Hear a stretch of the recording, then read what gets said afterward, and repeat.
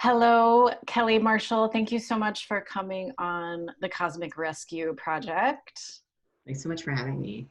I am so excited that you're here to talk with us about the menace that is imposter syndrome. Not my favorite thing to experience, which I certainly have and still do, but a very important subject for that reason. And before we get into that, I want to first think about with you the intersection of wellness and creativity. And we've been talking to writers. We'll probably talk to visual artists and musicians over the course of this project, but I want to make sure that people understand that the wellness arena is also an incredibly creative space. And as a person who now offers tarot as a wellness offering or service, I've come to find that using tarot, communicating with people through tarot has been a powerful outlet for my creativity. And I wanted you to speak to that. How does the wellness practice that you foster also open up spaces and portals for your creativity to flourish? Yeah, absolutely. Yeah, so in addition to writing, to doing freelance writing and wellness, they definitely inform each other, I feel like. And for me, like in the moment when I'm working with clients, or if I'm, sort of putting together some kind of training, or if I'm creating, a class sequence or curriculum or anything, for me, it's really about co-creation, which is really fun for me. In the context of my work with other people, we sit down and we kind of open up a space together to really play and to be curious and um, to approach healing, not necessarily from the perspective of um, like a dutiful, like I've got to check off the list, this is a self-improvement project. It's more like from the perspective of like, how can I invite more joy in my life? How can I invite more spontaneity? How can I make this interesting and fun? And really engaging in the senses and in pleasure, because I feel like that's where healing and resiliency really takes place, is in creativity. I would say that they are very much bound up together. And so with my work with other people, because there's so many tools that I use, in terms of like mindfulness coaching, Reiki, tarot, yoga therapy, and personal coaching. Like there's a lot of things that I've been interested and I'm just a nerd about wellness, and I'm a nerd about healing. And so I've really, I don't necessarily, I really take a very holistic approach, and I like pull from a lot of different tools, and I'm just responding to people moment to moment in terms of what, might be needed. And that's really what's fun for me, is like, I don't necessarily have to stick to some kind of rigid plan, of how are we going to sort of work on this stuff. It really is responsive and in the moment. And I pull a lot of different resources and tools. I bring my whole self, basically, when I am working with people, and find that it's like the canvas of my experience I can really use. So yeah, I think that encapsulates it kind of. I love that phrase, the canvas of my experience. And I like that you mention co-creation and presence, because I think presence is what happens when we're in a creative flow. We're fully there. We're locked into something, or really connected with our own creative energy or whatever is motivating us to create. And I think the same thing happens when we're really trying to get attuned with someone else, that full sense of presence. And you can't heal someone. I suppose people do, you can do remote healings, right? But that's still collaborative. And you really have to be attuned to that other person to find out what they're needing and what may be most helpful to them. And I've also found that like some of the most surprising and interesting metaphors come out of my mouth spontaneously when I'm working with tarot with someone else, because of that presence, I think. So I'm glad you describe it in that way. Um, I think there's like a relationship that happens with the universe, like with everything involved, where when you are in a creative process and you're feeling, really, really present, you're able to really channel a lot of things that might not necessarily come from your own experience. You're really able to connect to something larger. So. yeah, you create this, you let yourself open, and all of these, interesting bits of information and forms of love can come out when you're working with someone. Before we start to address imposter syndrome, I would love for you to give us a little tutorial on what it is, what it sounds like, how it looks, and how we know if we've got it. Yeah, usually the question that I've found with like a lot of my clients and myself that comes up is this sort of, who am I to do blank? Like, I'm not qualified enough. I'm not, it's like this feeling of not being enough. That's really at the basis of it. A feeling of being intimidated by your dreams and your plans. A feeling of like, comparison, comparanoia, so looking at other people are doing similar work and being like, oh my God, they're so much better at this than me. Like, they got it so together. Like, I'm just, I'm never gonna. So like this kind of internal dialogue that we have with ourselves, it's sort of like the inner critic, the cop in the head, the sense of I should be doing this a certain way in order to achieve success, right? This adherence to some sort of unspoken formula that's like out there, of like, if only I did XYZ or presented myself in this kind of way, then I would be successful. And I'm just not that kind of person, and I don't fit into the mold, and therefore there's no way that I can be successful. Like, it's this very, yeah, there's a lot of self-policing, there's a lot of self-criticism. And I feel like a lot of it is just like we take these ideas of what success looks like and sort of imprint them on ourselves and really squash down our sense of creative expansion. Yeah, and the episode before this one addresses the inner critic, which is similar, maybe overlaps, maybe imposter syndrome and inner critic are best friends. But I do want to differentiate them a little bit if there is any differentiation. And I think that term imposter as part of the name is really important. This sense that like you're faking it, like the stuff that you're doing isn't, even if you pull it off, like if you're working on a project and you completed it and everyone's like, great job. I found for me, it's sometimes like, nah, anybody could have done it. Or like, I'm not really a creator or a program generator or a, this it's like as if the thing you created was just sort of dumb luck that came out of you, and you kind of underplay your actual skill and contribution and all the energy that you and intention that you put into something, and feeling like basically your whole being is like a wannabe, right? Like you wish you could be this accomplished version of something. And even though you actually accomplish something within that space, you still feel like um, just, yeah, someone who like got lucky. And the inner critic, I think, comes in overlaying the imposter syndrome to say all those things you're talking about. Do you think that's fair? Do you think they're different? Do you think they're the same?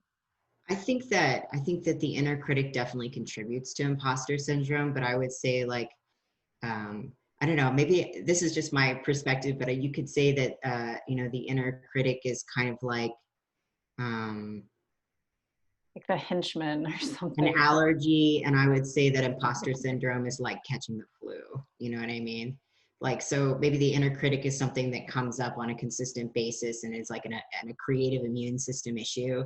But like imposter syndrome is like, I have an acute case of I, who am I to do this, and I think the differentiation too comes with having this having this perspective of like or having this idea that there is a self that you are supposed to an ideal self that you're supposed to aspire to in order to be credible, right? So it's like just discounting your personal experiences, your feelings, your identity, you know, in a lot of ways. Because if we're going to blow this up and talk about it, not even necessarily within the context of creativity, but even in identity, like there are so many people I know, even in my community, as like a trans person, who don't feel like that they're trans enough, or don't feel like they're queer enough. They're like, I don't, you know, I'm not doing the thing that I think that I'm supposed to be doing in order to earn this title or earn these accolades, right? I think, yeah, it differentiates because you would have this projected idea of what success looks like, and trying to, you know, should on yourself and your own identity and your own practices, um, to say like, oh well, you know, if I was doing it this way, then I would be successful. But and like, even if I do gain success, it's just a fluke, like, you know. Yeah. Yeah, I like that as like thinking of it as like a pre-existing condition or something, like something along those lines. And I do think it comes from this, all the stories and the narratives that we see out in the world through television, film, even on Instagram, and this sense that like the people out there who we can view as successful people we're like destined for that or something, and that we ourselves just don't have that like special sauce, you know, when really everyone's on an individual journey, and we should really be focused on what our own skills, assets, experiences, passions are, rather than some ideal that is coming to us through our television or our phone or something. And I just want to normalize imposter syndrome as part of being a creative person. I think that you know, it can even be a signal that you're pushing against your comfort zone when you're experiencing that. Because one of the things that really helped me to put imposter syndrome into a context was when I read, there was a quote. Neil Gaiman is one of my favorite writers. Like, he's amazing. Like, I'm like, I one day if I ever even write remotely, you know, in a way that is like, I just really appreciate him and his work.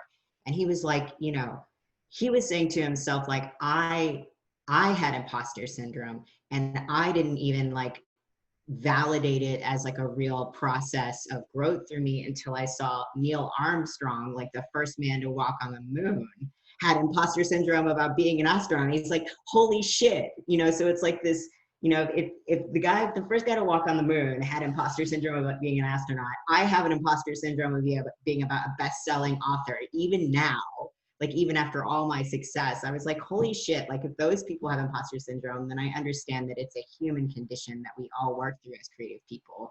And like, it's normal. I think it's a normal process of relationship with ourself and our own inner creator. Yeah, and at least the beginning of working with that is awareness, and so hopefully we can bring a little awareness to it for others. But let's talk more specifically about your imposter syndrome. And you are in the process of creating new offerings, new services in collaboration with others. And in this process, your imposter syndrome has come to visit again. Can you talk a little bit about that?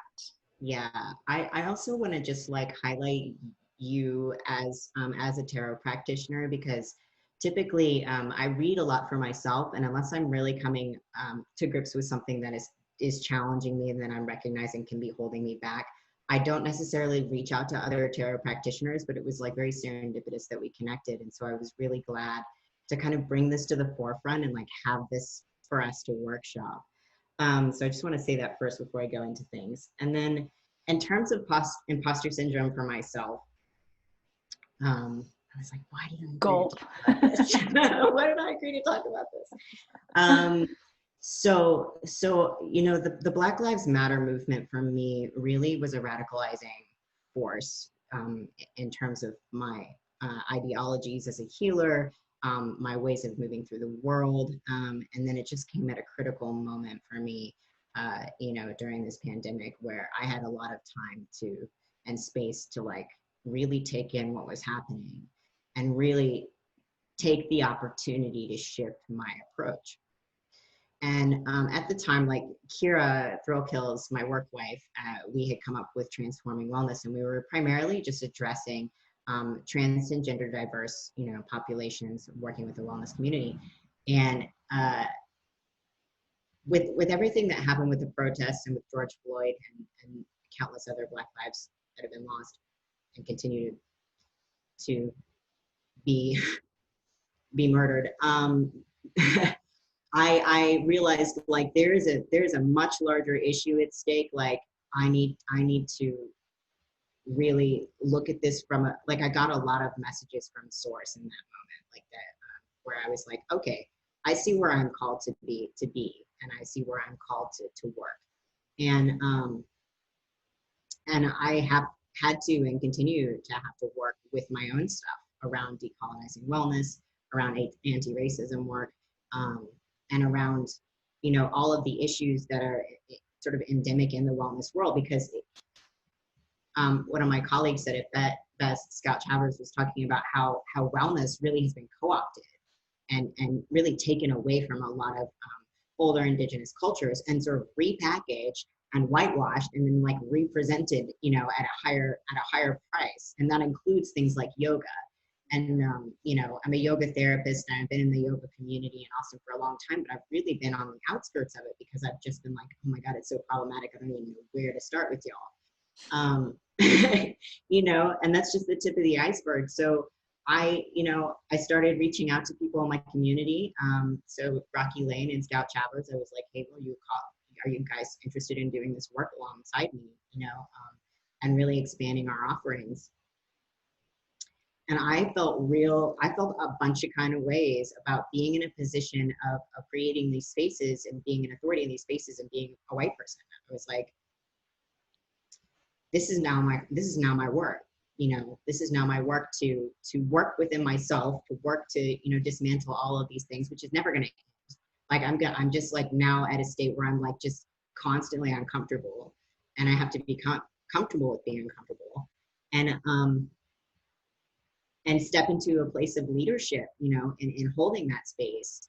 And I just felt and continue to feel like lots of feelings about like, who am I as a white person to step into this space and to do these things, right? And to say these things and to provide these kinds of educations and to build this curriculum and to do this work, because it seems, and it's much bigger than me. It's like not even fucking about me, right?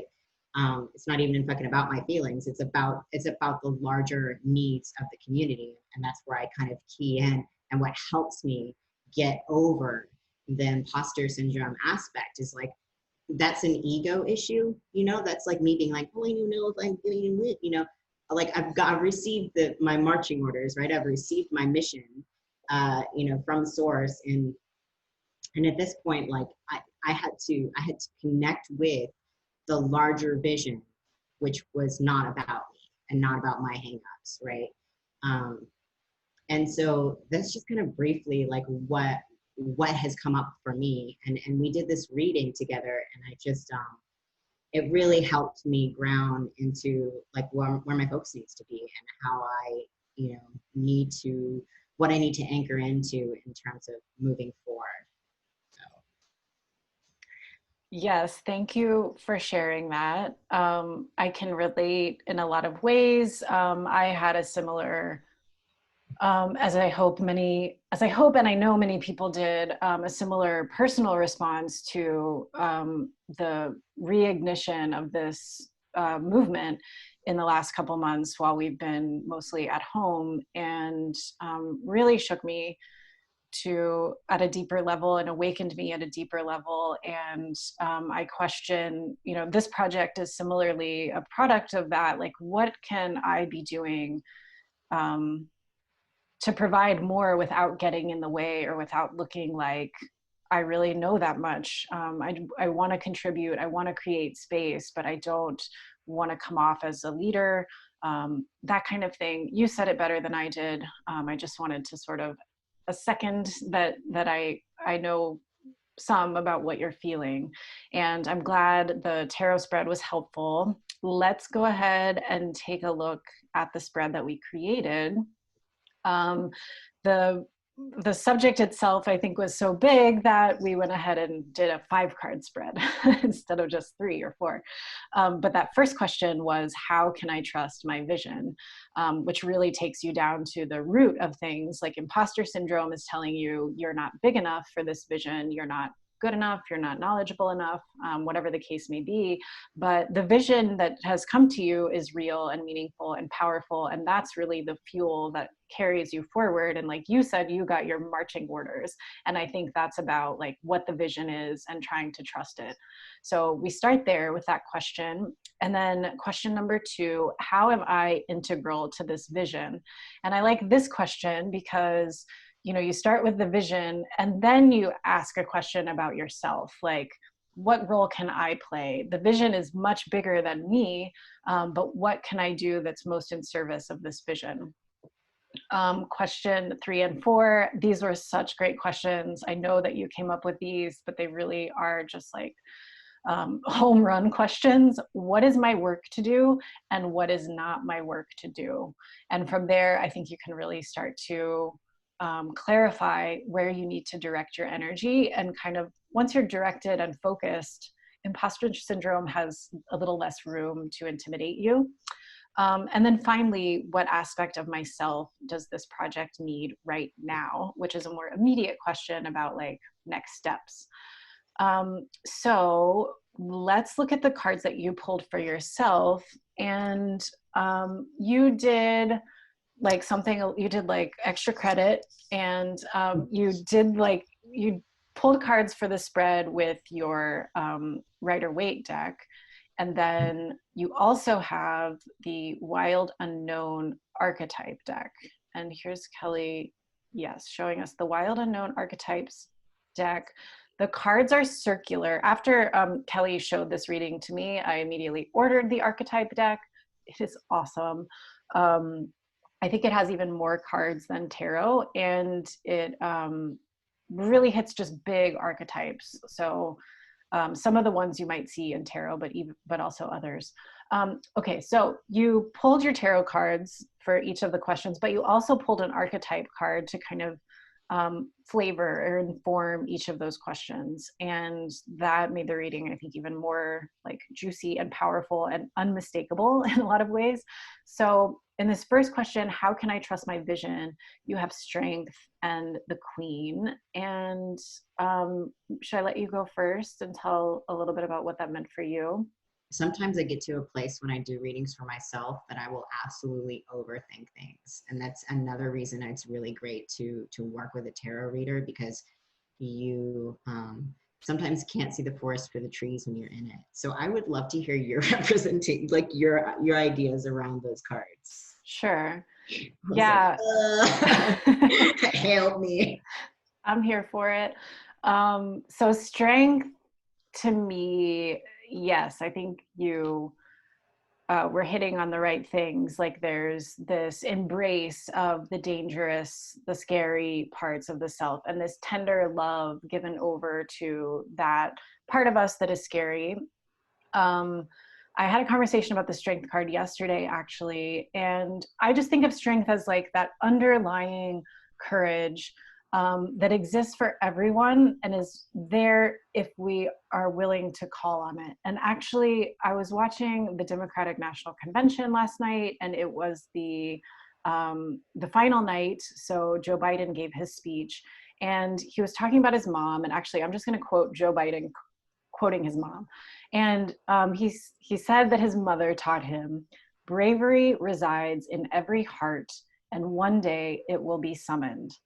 And so this is the strength that exists in everyone, whether we can be aware of it or not, whether we believe it or not, but trusting that it's there and turning towards it as this foundational core bravery that can see you through all of life's struggles if you're willing to tap into it. And so trusting your vision and the Strength card is like saying, Kelly, you are strong enough to do this. It will be difficult. You'll wrestle with some different things, but that bravery, that courage is going to get you through whatever you need to get through.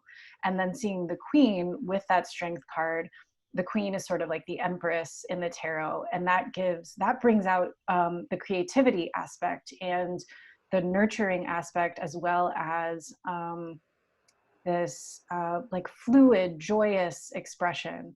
And so your vision is one of healing in a community, creating caring communities that take care of people. And so you have to draw on that deep strength to power you through the creation of those communities. And you have to draw on your loving nature and your beautiful creativity. So that's what I saw there. Anything you want to add to that? No, that's beautiful. And you said that much better than it's so funny. Like when the situation is reversed and I'm reading for other people, like I can be an open channel, but sometimes for me, I'm like, Totally get it. yeah. Same here. So with your second question, we asked, how am I integral to this vision? And you have, like, these cards are just like, it's like the neon sign in Vegas. It was like, Kelly, don't you get it? The Hierophant and the healer side by side. The Hierophant is like the messenger, the teacher, the one who shares the message. And the healer, of course, is the one who shows up in the name of love to help others transform their wounds into power. And so you're integral to this vision because you are a teacher. That's your calling in a lot of ways, and your healing, your desire to create healing spaces. You know, some of these things are sort of echoing each other, but I think they're just showing different facets of your work and who you are. So you're here to be a teacher and here to be a healer, and that's how it is. That's how you need to show up. What is my work to do? We have death and the tear, which I thought was so interesting.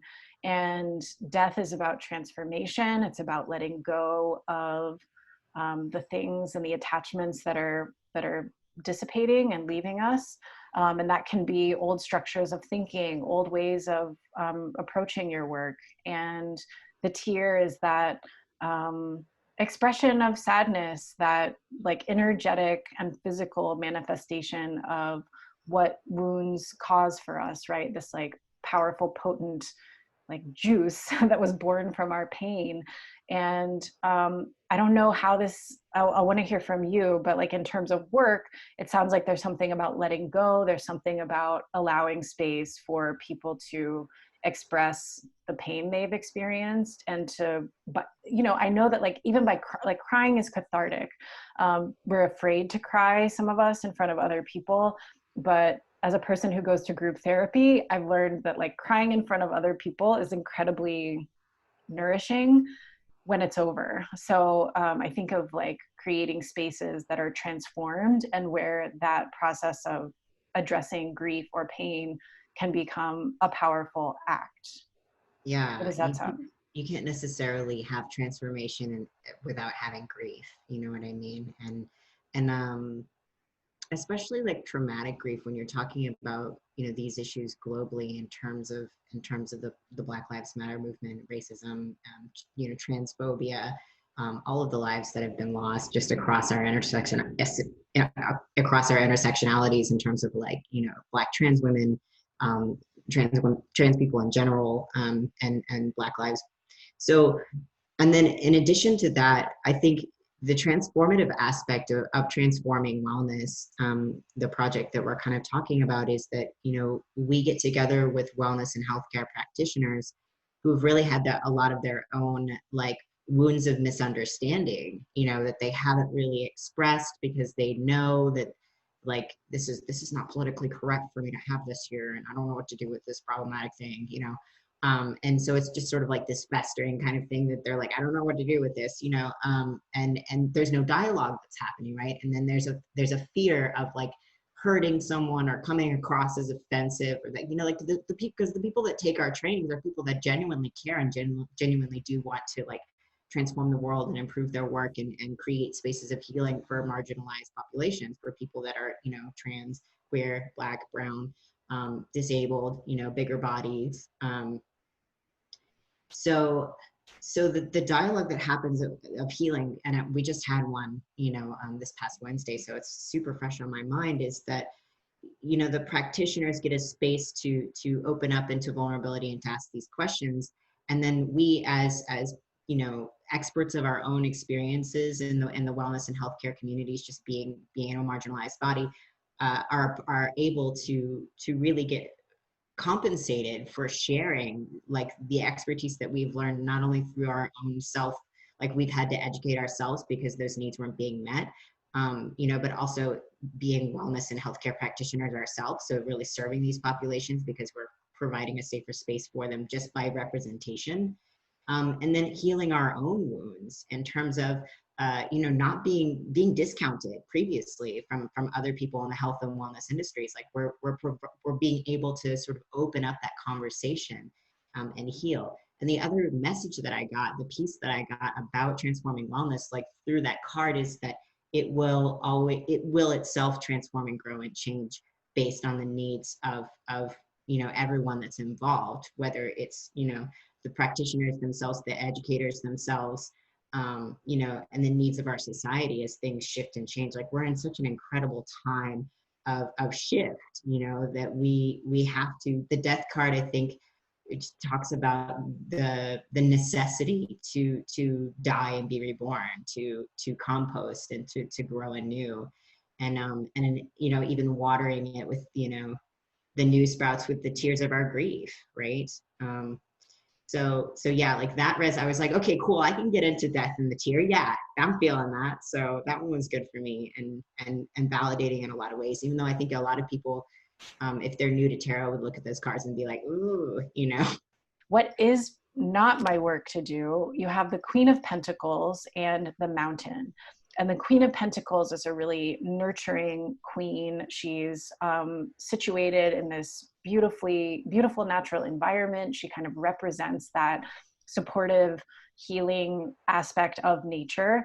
And I tell people, like, and this is probably true for you, even though it's showing up in the not your work category, but the Queen of Pentacles is like, when she comes into the room, everybody's blood pressure drops. She just has this calming presence about her.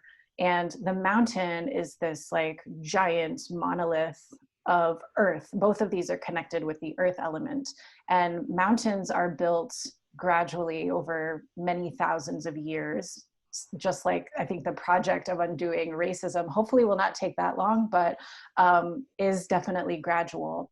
And so I feel like what these cards are saying in terms of what is not your work to do, like you are not necessarily supposed to show up and be everyone's shoulder to cry on, or to bear all of that grief yourself, or to create wholesale the mountain that is needed to tackle this problem. So you're needing to focus on like the teaching and the healing rather than supporting everything or creating everything, even though I think your big bleeding heart would want to save everyone and make all the changes. Yeah, I think the biggest message that I got from the Mountain, because I've worked with that card a little bit with the archetype deck myself, is the idea that you can sort of like overcome the insurmountable, and I do think it is up to us, like how long this takes. And we've spent a lot of time upholding white supremacy and racism. It's been built into the fabric of our current administration. Like this is just like, so yeah, being like, okay, well, I'm going to be the one that's going to like take this pickaxe and, we're going to slowly turn this mountain to rubble, I think it speaks to kind of staying in my own lane, which is a very practical kind of Queen of Pentacles message, Yeah. And then finally, what aspect of myself does this project need right now? And I love seeing the Emperor and this Sustainer card together, because people see the Emperor in a lot of different ways. Of course, like we can see the Emperor as kind of he could be an archetype for the real world version of Donald Trump, who is trying to assert all of this power and impose all of these wrong-headed. Yeah. What's that? Yeah, the white straight man. The rich white straight man. Yeah. Right. Who is in control and who has a lot of power that he can wield, and who can create structures or dismantle the ones that were actually serving us. That's one way to think about the emperor, but also the emperor is an organizing principle. The emperor brings structure to our social system. They sometimes create hierarchy. They at least provide delegation. They enforce boundaries. They're able to have a higher level view of how the society can be arranged. So you can have like, usually emperors are pretty power hungry, but there's a place for an emperor as well who provides a system or a structure or a framework for coexistence that can be peaceful. And then with this sustainer card next to him, it's as though that's how the emperor wants to show up, to provide structure and organization, so that the changes that you're implementing or the spaces that you're creating have a much longer term sustainable effect. You know, if you're training therapists and wellness practitioners to be more inclusive and more aware and more sensitive to the issues of trans, queer, Black, brown communities and clients, there's a long-term benefit to that if you think about all the clients they might serve over a decade or two, right? So this project is asking you to bring not just the vision, but also some order and structure. And, you know, you've been pulling people together, you're setting dates for the project, you're helping organize some of the curriculum in collaboration. So I see that card as really asking you to do some of that coordination work. Yeah, I appreciate that perspective too, especially like as all of the things that have been changing have really radicalized me, and I've felt like more and more socialist anarchist. I'm like, I don't want to be that guy. So I really appreciate the positive reframe, because it helps me kind of welcome those energies in and see their usefulness in this aspect. And I like what you did, you know, just for everyone watching, this pairing of the cards really, as you can see, kind of brings a different, you know, you look at the tarot card and then you look at the archetype card, and the archetype card kind of gives you a way to understand what the tarot card wants to tell you, because each card has a range of messages it can deliver. And yeah, with the Emperor in particular, it really softens that harsher aspect of the Emperor and says, no, he's needed to really keep the thing going. Mm-hmm.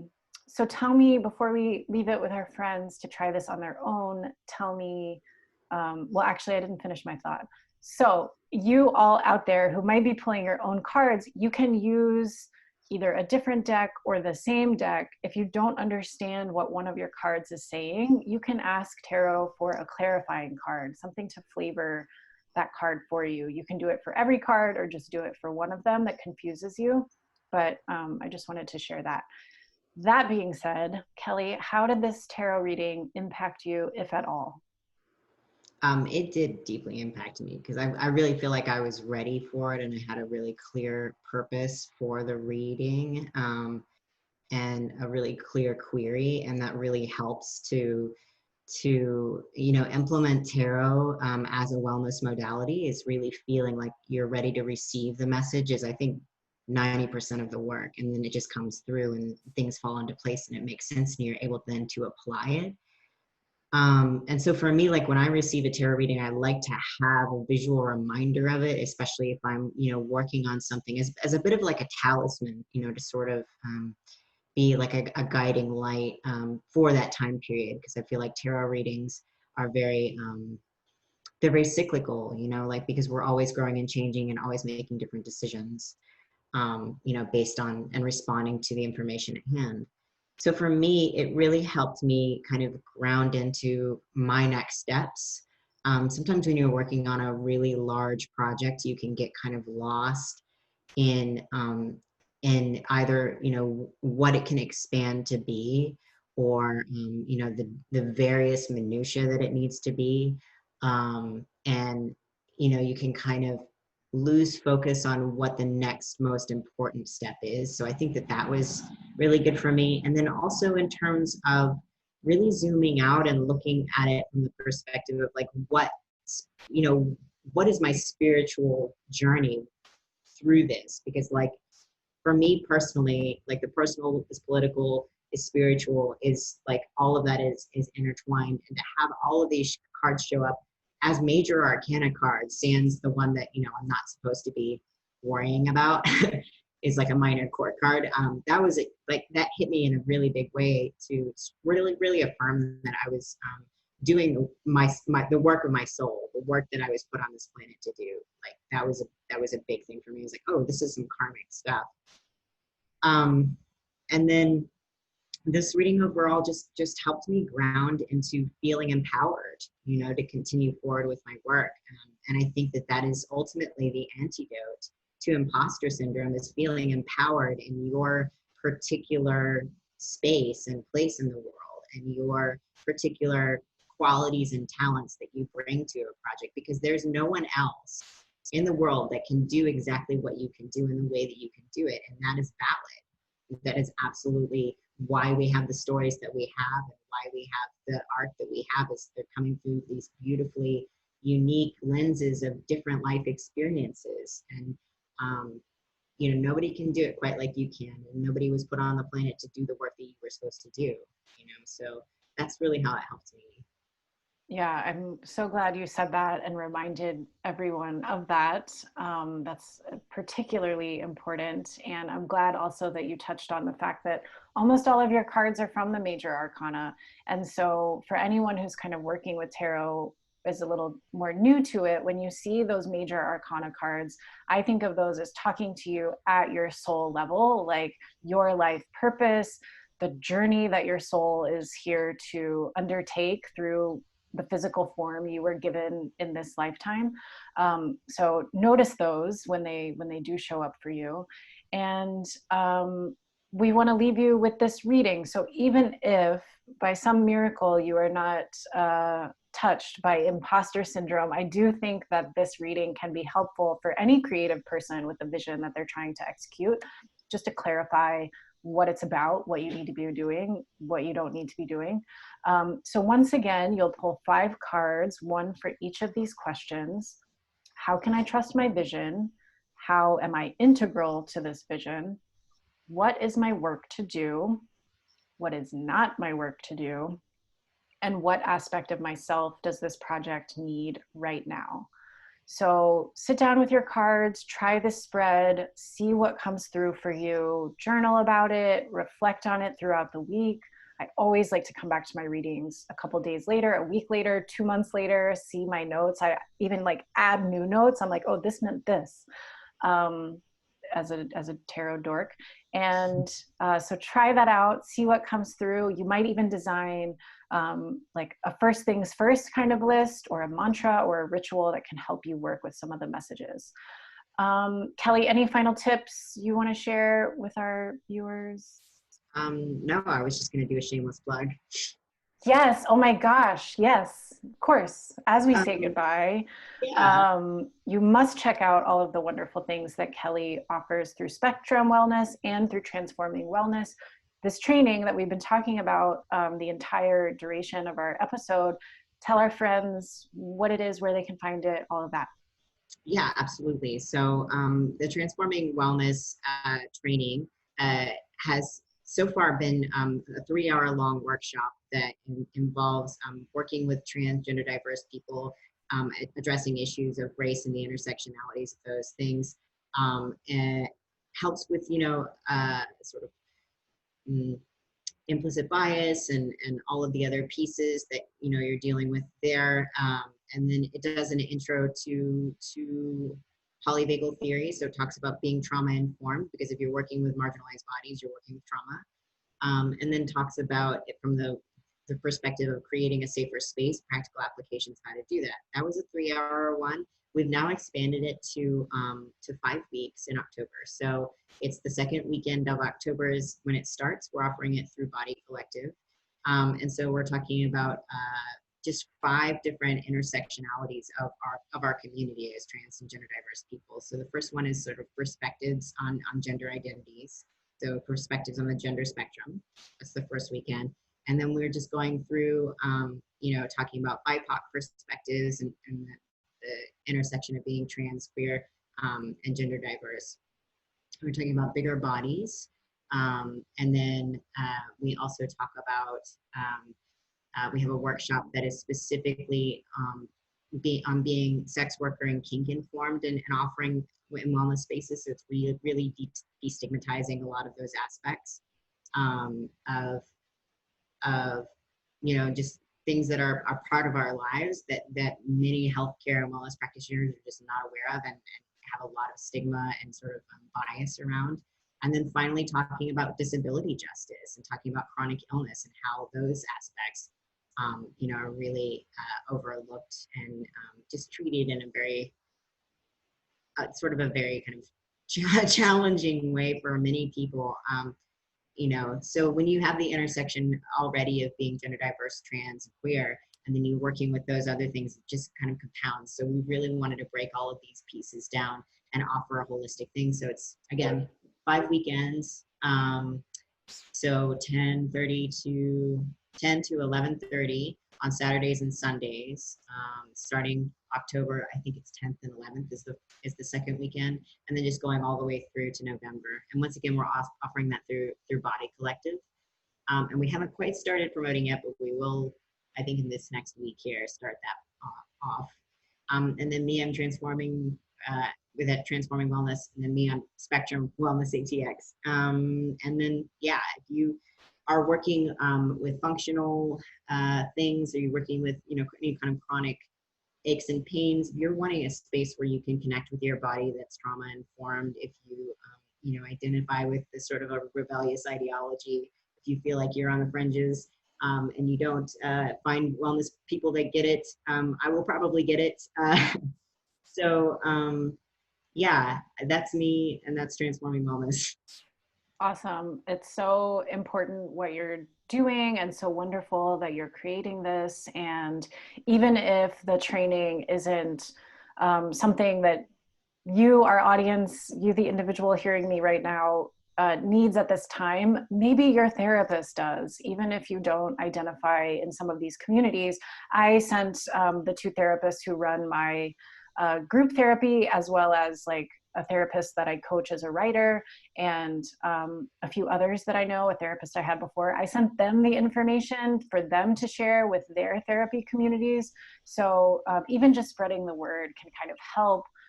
Yeah, and just to let you know, like, our trainings offer continuing education hours, which many wellness practitioners, mental health, and healthcare providers need to complete in order to maintain their certifications and licensure. So we're offering CEs for social workers. We're offering CEs for yoga teachers and yoga therapists. We're offering CEs for massage therapists and touch therapists. And we're looking into offering things for nursing as well. So it's slowly but surely expanding, as long as I continue to like harness that emperor energy and like dot all the I's and cross all the T's. Yeah. Awesome. Yes. Hold that sustainer quality. By the time people get this episode, I know that the training will be listed. So we'll have the link in the notes that we send. And you can follow Kelly at Spectrum Wellness. What's your Instagram handle for Spectrum? Spectrum Wellness ATX. Yeah. And then, yeah. And Transforming Wellness is trans.forming wellness. Yes. So check those out. Those will be in the notes too. Kelly, thank you so much for talking with me and sharing with us about your work. It is always a pleasure. And yeah, thank you. Thank you so much. All right. Everyone, enjoy your tarot reading, and we hope to hear about it in the future.